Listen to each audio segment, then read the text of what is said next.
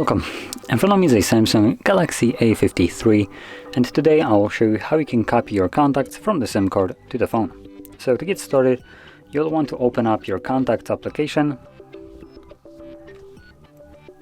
From here, tap on the three dots, or three bars, and choose Manage Contacts.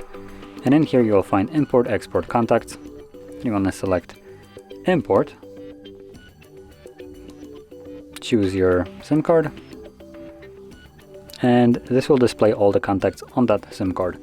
So you can quickly select all of them by tapping right over here. You can also manually select them by tapping on them, and you can also deselect them if you want to, like so. Once you have your contacts that you want selected, click on Done. This will give you a couple options where you can import your contacts to. So we have phone, Samsung account, and also Google account would be an option if I was logged into it, but I'm not, so it's not giving me that.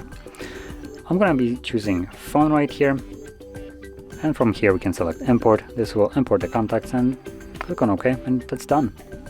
So our contacts have now been imported. So if you found this very helpful, don't forget to hit like, subscribe, and thanks for watching.